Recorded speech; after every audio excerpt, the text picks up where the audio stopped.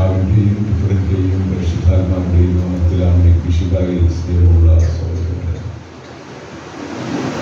ഇന്നത്തെ വചനത്തില് യേശു പറയുന്ന ഒരു വചനം, നിങ്ങളുടെ ഹൃദയം അസ്വസ്ഥമാകേണ്ട, ദൈവത്തിൽ വിശ്വസിക്കുന്നതിലും വിശ്വസിക്കുന്നു. മനുഷ്യ ജീവിതത്തില് ഒത്തിരി അസ്വസ്ഥതകൾ കടന്നു വരാം. എന്തുകൊണ്ടാണ് ഈ അസ്വസ്ഥതകൾ? മനുഷ്യന് തൻ്റെ ചില പദ്ധതികളുണ്ട്. അവന്റെ ജീവിതത്തെയും അവനുമായിട്ട് ബന്ധപ്പെട്ട ആളുകളെ പറ്റി, ജീവിത സാഹചര്യങ്ങളെയും പരിതോവസ്ഥകളെയും സാമ്പത്തിനെയൊക്കെ പറ്റി, അതുപോലെ ആരോഗ്യത്തെ പറ്റിയൊക്കെ ചില കാഴ്ചപ്പാടുകളുണ്ട്, സ്വപ്നങ്ങളുണ്ട്. ഇവയൊക്കെ പൂർത്തീകരിക്കാനായിട്ട് എപ്പോഴും കഴിഞ്ഞെന്ന് വരികയില്ല. മനുഷ്യതയിൽ കുറവുകളുണ്ട്. ഏത് സമയത്തും ആരോഗ്യഹാനി ഉണ്ടാകാം. അതുപോലെ മരണം പ്രായവ്യത്യാസം ഇല്ലാതെ സംഭവിക്കാം. അപകടങ്ങൾ വരാം. മെഡിക്കൽ കോളേജില് ഷോർട്ട് സർക്യൂട്ട് വന്ന് 4-5 പേര് മരിച്ചു. മെഡിക്കൽ കോളേജിൽ ചികിത്സിച്ച് സുഖപ്പെടാൻ പോകുന്നതാണ്. എന്നാൽ അവിടെ ഷോർട്ട് സർക്യൂട്ട് സംഭവിച്ചതുകൊണ്ട് 3-4 പേര് മരിച്ചു. കുറെ ടൂറിസ്റ്റുകൾ കാശ്മീർ കാണാൻ പോയി, അതിൽ കുറെ പേര് കൊല്ലപ്പെട്ടു.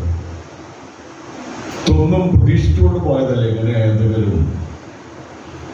അതുപോലെ അപകടങ്ങളിൽപ്പെടുന്നവര്, കപ്പലപകടങ്ങളിൽപ്പെടുന്നവര്, വിമാനാപകടങ്ങളിൽപ്പെടുന്നവർ, ഇതൊന്നും പ്രതീക്ഷിച്ചുകൊണ്ടല്ലേ യാത്ര പുറപ്പെട്ട സുരക്ഷിത സ്ഥാനത്ത് എത്തിച്ചേരും എന്ന് വിചാരിച്ചുകൊണ്ടാണ്. പിതാവ് പറഞ്ഞൊരു കാര്യം ഓർമ്മിക്കുക. 2-ാം വത്തിക്കാൻ കൗൺസിൽ നടക്കുന്ന കാലമാണ്. സെമിനാരിക്കാരും പിതാവിനെ യാത്ര അയക്കാനായിട്ട് എല്ലാവരും കൂടെ യാത്ര നേരാൻ വേണ്ടിയിട്ട് പോകാറുണ്ട് രക്തത്തിൻ്റെ കൂട്ടത്തിൽ. പിന്നെ 2-3 മാസം കൗൺസിൽ കഴിഞ്ഞ് തിരിച്ചു വരുമ്പോൾ പിതാവിനെ കാണാൻ പോകാറുണ്ട്. 3-4 സമ്മേളനങ്ങളുണ്ടായിരുന്നു. കൗൺസിൽ തുടങ്ങിയത് ജോൺ 23-ാം മാർപ്പാപ്പയാണ്. അത് പൂർത്തീകരിക്കാച്ചത് പോളറാമൻ മാർപ്പാപ്പയാണ്. ഞാൻ സുഡാനിയിൽ ചേരുമ്പോൾ, തലശ്ശേരിക്ക് വരുമ്പോൾ പോളറാമൻ മാർപ്പാപ്പയാണ് ഇന്ന് സഭയെ നയിക്കുന്നത്. ഇപ്പോൾ പിതാവ് കയറാനുള്ള ഒരു ട്രെയിന്, പിതാവ് വന്ന വാഹനം താമസിച്ചു പോയി. വഴിയിൽ കൂടെയൊക്കെ പോകുമ്പോൾ ട്രാഫിക് ബ്ലോക്കൊക്കെ വരാറുണ്ട്. ചിലപ്പോൾ 1 മണിക്കൂറും 2 മണിക്കൂറൊക്കെ എടുക്കാറുണ്ട്. അതുകൊണ്ട് കയറാനിരുന്ന വിമാനം കിട്ടിയില്ല.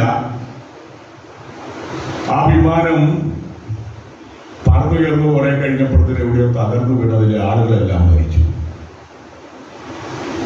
പിതാവ് അതിൽ കയറിയിരുന്നെങ്കിൽ പിതാവിൻ്റെ ജീവിതം സമാപ്തിയിലെത്തുമായിരുന്നു. പിതാവ് പറഞ്ഞത്. അപ്പോൾ ആ താമസം വന്നതുകൊണ്ട് പിതാവ് രക്ഷപ്പെട്ടു. അടുത്ത വിമാനത്തിലാണ് യാത്ര ചെയ്യാനായിട്ട് കഴിഞ്ഞത് എന്നുള്ള കാര്യം ഞങ്ങളോട് വർഷങ്ങൾക്ക് മുമ്പ് പറഞ്ഞ് ഞാനിപ്പോൾ ഓർമ്മിച്ചു വയ്ക്കുക. നിങ്ങളുടെ ഹൃദയം അസ്വസ്ഥമാകേണ്ട, ദൈവത്തിൽ വിശ്വസിക്കുവിൻ, എന്നിലും വിശ്വസിക്കുവിൻ. അപ്പോൾ ഈ അസ്വസ്ഥതയ്ക്ക് എന്താ പരിഹാരം? എല്ലാവർക്കും ഉണ്ട്. പിള്ളേർക്കൊരു പാട്ടുണ്ട്, കുഞ്ഞു മനസ്സിൽ നൊമ്പരങ്ങൾ എന്നൊക്കെ പറഞ്ഞ് ഒപ്പിയെടുക്കാൻ വന്നവനെ. അയാൾ കുഞ്ഞു മനസ്സിന്റെ നൊമ്പരങ്ങളൊക്കെ ഒപ്പിയെടുക്കാനായിട്ട് വന്നത് യേശുവാണ്. അപ്പോൾ മനുഷ്യ ജീവിതത്തിൽ എല്ലാം സുഖമായിട്ട് പോവുകയില്ല. ഇപ്പോഴത്തെ ദിവംഗതനായ മാർപ്പാപ്പ ലാളിത്യമുള്ള ഒരു ജീവിതശൈലി തിരഞ്ഞെടുത്തു. അവിടെ ആഡംബരത്തിൽ അഭിരമിച്ച് ജീവിക്കാമായിരുന്നു. എന്നാൽ പഴയ കാറുകള്, ഒരു വലിയ വിലപിടിപ്പുള്ള ഒരു കാറ് സമ്മാനമായിട്ട് കിട്ടിയത് അത് ലേലത്തിന് കൊടുത്തിട്ട് പാവങ്ങൾക്ക് കൊടുത്തേക്കാൻ പറഞ്ഞു. പോളറാമൻ മാർപ്പാപ്പ ഇന്ത്യയിൽ വന്നപ്പോൾ കിട്ടിയ കാർ അതും മദ്രസായിട്ട് കൊടുത്തു. മദ്രസ അത് വിറ്റ് പാവങ്ങൾക്ക് വേണ്ടിയിട്ട് ചിലവഴിച്ചു എന്ന് നമ്മൾ വായിച്ചത് ഓർമ്മിക്കുകയാണ്. അപ്പോൾ ലാളിത്യവും ത്യാഗമുള്ള ഒരു ജീവിതശൈലി നമ്മൾ പടുത്തുയർത്തേണ്ടതായിട്ടുണ്ട്. നമ്മുടെ ജീവിതത്തിൽ, വസ്ത്രധാരണത്തിൽ, ആഹാരക്രമത്തിലൊക്കെ ലാളിത്യമുള്ള ജീവിതശൈലി, അതാണ് കുട്ടികളെ പഠിപ്പിക്കേണ്ടത്. ചിലപ്പോൾ കുട്ടികളെയൊക്കെ ആഡംബര പരിഷ്കാരത്തിന്റെ, ഈ പാരീസ് പരിഷ്കാരത്തിന്റെ തലസ്ഥാനല്ല. അതിനെക്കൊണ്ട് വലിയ പരിഷ്കാരങ്ങളൊന്നും നീ കണ്ടില്ല. നിങ്ങളതിനെ വഴിക്കൂടെ നടന്നു, അവിടുത്തെ പട്ടണമൊക്കെ കണ്ടു. അവിടെ ഈഫേൽ ടവറിന്റെ മുകളിൽ കയറി വലിയ പരിഷ്കാരങ്ങളൊന്നും കണ്ടില്ല. പക്ഷെ നമ്മുടെ നാട്ടിൽ ചില പിള്ളേർക്ക് അതിനേക്കാളും പരിഷ്കാരമായിട്ട് വരുന്നത് കാണാം. അപ്പോൾ ദേവാലയത്തിലേക്കൊക്കെ വരുമ്പോൾ മാന്യമായിട്ടുള്ള വസ്ത്രം ഇട്ടുകൊണ്ട് വരിക, വിശുദ്ധ കുർബാന സ്വീകരിക്കാനുള്ളതാണ്. ഈ പിള്ളേരൊക്കെ എന്തിനാ ഒരുക്കിയത്? ദിവികാനേശ്വരയെ സ്വീകരിക്കാൻ വേണ്ടിയിട്ടാണ്. അപ്പോൾ അതിൻ്റെ പ്രാധാന്യം കാണിച്ചുകൊണ്ടാണ് ഈ പിള്ളേരെയൊക്കെ ഇവരുടെ ജീവിതത്തിലേക്ക് കടന്നു വരുന്ന, ഇവരായിരിക്കുന്ന നിർമ്മലാവസ്ഥയൊക്കെ ചൂണ്ടിക്കാണിച്ചുകൊണ്ട് അതേപ്പറ്റി ഇവർക്ക് ബോധ്യം ഉണ്ടായിരിക്കാൻ വേണ്ടി തൂവെള്ള വസ്ത്രങ്ങളൊക്കെ അണിഞ്ഞ് മാലാഖ കുഞ്ഞുങ്ങളെ പോലെ ഇന്നലെ ദിവ്യകാരുണ്യ സ്വീകരണം നടത്തി. ഇത് മാതാപിതാക്കൾ അതിനു വേണ്ടിയിട്ട് അവരുടെ സമയവും ത്യാഗവും പണമൊക്കെ ചിലവഴിച്ചു. കുട്ടികളുടെ നന്മ, ആ നന്മയിൽ നിലനിന്നുകൊണ്ട് പോകേണ്ട ദൗത്യവും ചുമതലയുണ്ട്. ഒരു ത്യാഗത്തിന്റെ ജീവിതശൈലി. ഇപ്പം ഇവിടെ ഇരിക്കാന്ന് പറഞ്ഞ ഒരു ത്യാഗമുണ്ട് പിള്ളേർക്ക്. ഇരിക്കുന്നത് നല്ലതാണ്. നമ്മുടെ ശരീരം ഇരുന്നില്ലെങ്കിൽ പിന്നെ ഇരിക്കാൻ മേലാതെ വരും. ശരീരത്തിന് അതിന്റെ കാലഘട്ടങ്ങളുണ്ട്, ഇരിക്കേണ്ടതായിട്ട് വരും. ഇരുന്നില്ലെങ്കിൽ പിന്നെ ഇരിക്കാൻ ബുദ്ധിമുട്ട് വരും.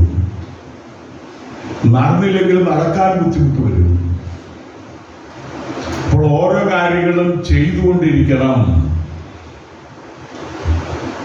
ഞാൻ വൈദ്യനായിട്ട് വന്ന മത്സരങ്ങളിൽ ഒരൊറ്റ ബെഞ്ച് പോലും പള്ളിയിലില്ല, കയറ്റുവായുമില്ല. ആളുകൾ പരിവരുത്ത ജീവിതശൈലി സ്വീകരിച്ചിരുന്ന കാലങ്ങളാണെന്ന്. അപ്പോൾ പരിവരുത്ത ജീവിതശൈലി നമ്മൾ എക്സസൈസ് ചെയ്യേണ്ടതായിട്ട് വരും. നമ്മൾ പണിയെടുക്കുന്നില്ലെങ്കിൽ വേറെ ജിമ്മിൽ പോകേണ്ടതായിട്ട് വരും. ശരീരത്തെ നന്നായിട്ട് നിലനിർത്താൻ, ഇതിന്റെ ഫോം നിലനിർത്താൻ വേണ്ടിയിട്ട്. നമ്മുടെ രൂപതയിലെ ഒരു സീനിയർ വൈദ്യൻ മുല്ലക്കര അച്ഛൻ നിര്യാതനായിരുന്നത്. ഇതിന്റെ സംസ്കാര കർമ്മങ്ങളും നാളെയാണ്. നമ്മുടെ രൂപതയിൽ കാര്യക്ഷമമായിട്ട് പ്രവർത്തിച്ച ഒരു വന്യവൈദികനാണ്. ഇപ്പോഴത്തെ പൈസക്കരി കോളേജ് അതുപോലെ ആലക്കോട് കോളേജിലൊക്കെ പിന്നിൽ പ്രവർത്തിച്ച ശക്തി അച്ഛനാണ്. ഞങ്ങൾ സ്കൂളിൽ ഒന്നിച്ച് പഠിച്ച ഒരേ കാലഘട്ടത്തിൽ പഠിക്കാണ്ട് സീനിയറായിരുന്നു. അച്ഛൻ്റെ പഴുത്തീശ്വരത്തിലൊക്കെ പങ്കെടുത്തതാണ്. നാളെ 6:30 നാളെ 9:00 തലശ്ശേരിയിലാണ് സംസ്കാര കർമ്മങ്ങൾ. ഞാൻ ആ വൈദികനായിട്ട് വരുമ്പോൾ ചെമ്പേരിയുള്ളപ്പോൾ അച്ഛനെന്ന് പൊട്ടംപ്ലാവ് എന്ന് പറയുന്ന സ്ഥലത്താണ് വികാരിയായിട്ട് ശുശ്രൂഷിച്ചത്. പൊട്ടംപ്ലാവ് എന്ന് പറഞ്ഞു കഴിഞ്ഞാൽ ഈ ചെമ്പേരിയിൽ നിന്നും ഒരു 4 കിലോമീറ്റർ നടക്കണം. അത് കഴിഞ്ഞിട്ട് ഒരു 3 കിലോമീറ്റർ കുത്തിനെ കയറണം. അച്ഛൻ എന്നോട് ഒരു ദിവസം പറഞ്ഞു, ഒരു ഞായറാഴ്ച അച്ഛനോട് കാണുകയില്ല, എന്നെ സാറോട് സഹായിക്കാവുന്ന. വികാരിച്ചനോട് ചോദിച്ചിട്ടാണ് സമ്മതം പറയേണ്ടതെങ്കിലും ഞാനൊരു ത്യാഗം ഏറ്റെടുത്തു. അച്ഛനത്ര ഇഷ്ടപ്പെട്ടോ എന്ന് എനിക്കറിയത്തില്ല. അന്നത്തെ വികാരിച്ചന് എന്നാൽ അച്ഛൻ ഒരു കാര്യം എന്നോട് പറഞ്ഞു, വേദപാഠ ക്ലാസ് എടുക്കുന്നുണ്ട്. അന്നത്തെ ഉയർന്ന ക്ലാസ്സിൽ ഞാനാണ് ക്ലാസ് എടുക്കുന്നത് ചെമ്പേരിയിൽ.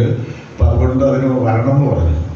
ഞാൻ കുടിയാമല പോയിട്ട് അവിടെ നിന്നും കയറ്റം കയറി രാവിലെ അവിടെ ചെന്ന് കുർബാന ചെയ്തു. ഒരു കുർബാനയുള്ളൂ. അത് കഴിഞ്ഞിട്ട് അവിടെ നിന്ന് ഇറങ്ങി 4-5 കിലോമീറ്റർ നടന്നു. പിന്നെയും 4-5-7-8 കിലോമീറ്റർ നടന്ന് ചെമ്പേരി വന്നു. പിന്നെ അത് കഴിഞ്ഞൊരു 4 കിലോമീറ്റർ ഉച്ച കഴിഞ്ഞിട്ട് പോകണം ഇല്ലാക്കയത്ത്. അപ്പൊ അവിടെ 1 മണിക്കൂർ കുത്തനെ കയറി 1 മണിക്കൂർ യാത്ര ചെയ്യണം. അതിലൊരു കിലോമീറ്റർ കുത്തനെ കയറ്റാം. അങ്ങനെ അവിടെ ചെന്ന് കുർബാന ചെയ്ത് ഓർമ്മിക്കുകയാണ്. അപ്പോൾ അച്ഛന് ആ ദിവസം എന്തോ അത്യാവശ്യം ഉണ്ടായിരുന്നത് കൊണ്ട് എവിടെയോ കാര്യങ്ങൾക്ക് പോകേണ്ടത് കൊണ്ട് ഞാൻ സഹായിക്കാനായിട്ടൊരു തീരുമാനം എടുത്തു. അതുകൊണ്ടാണ് ഈ നടപ്പെല്ലാം നടക്കേണ്ടി വന്നത്.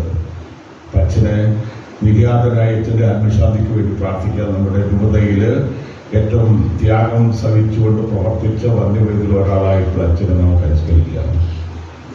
നമ്മുടെ ഹൃദയം ഇന്നത്തെ വചനത്തിൽ പറയുന്നതിന്റെ ഹൃദയം അസ്വസ്ഥമാകേണ്ട, ദൈവത്തിൽ വിശ്വസിക്കുന്നതിലും വിശ്വസിക്കുമെന്ന്. ഞാൻ എവിടേക്ക് പോകുന്നു വഴി നിങ്ങൾക്കറിയാമെന്ന് യേശു പറയുക. വഴി നിങ്ങൾക്കറിയാം. തോമസ് പറഞ്ഞു, നീ എവിടേക്ക് പോകുന്നുവെന്ന് ഞങ്ങൾക്ക് അറിഞ്ഞുകൂടാ, പിന്നെ വഴി ഞങ്ങൾ എങ്ങനെ അറിയും?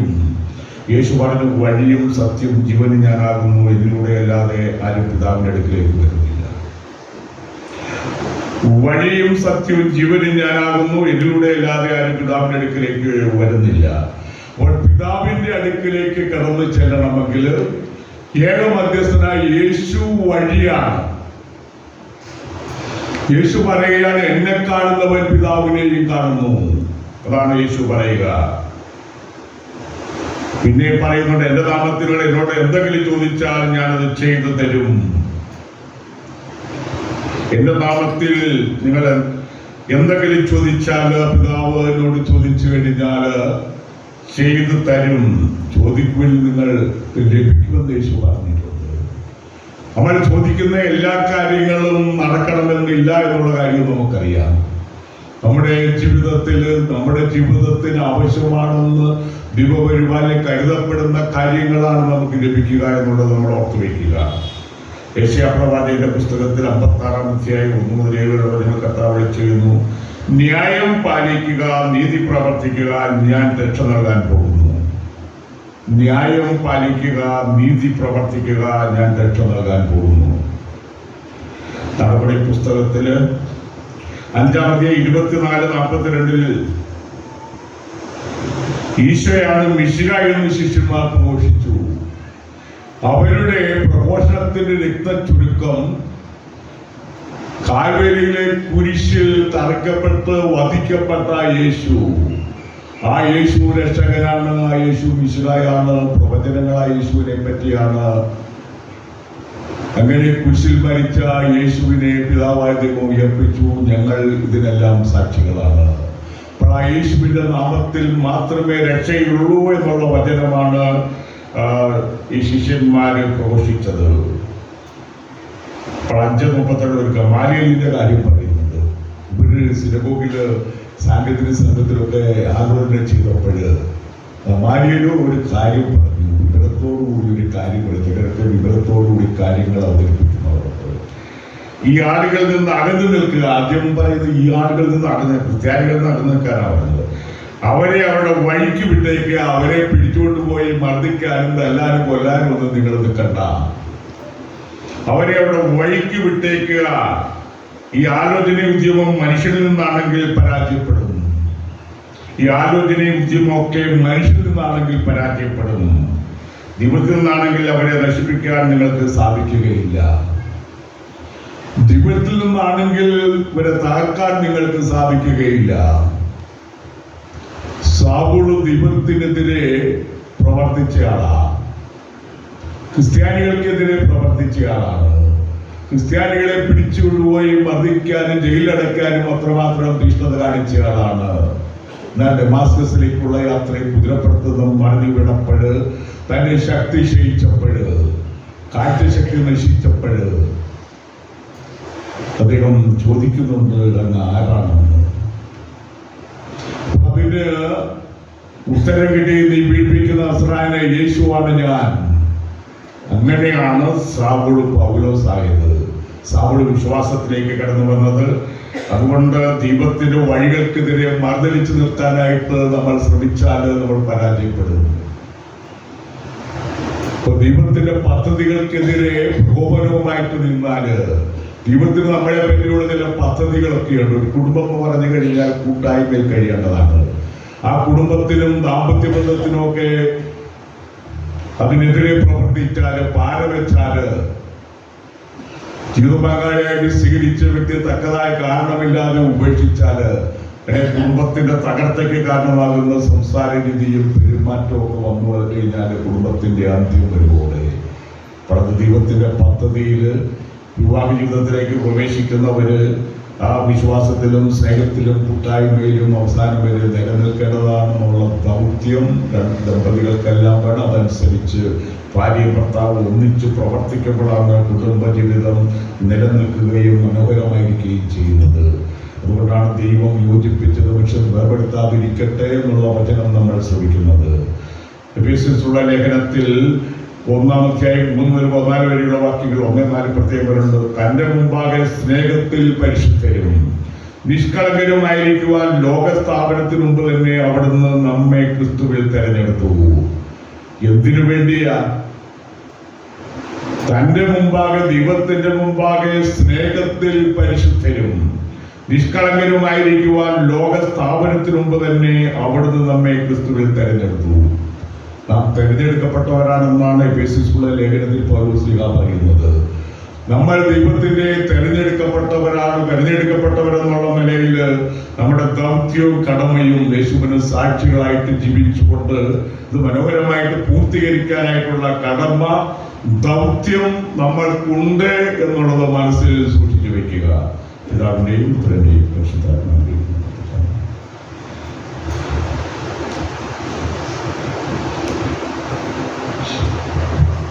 God bless.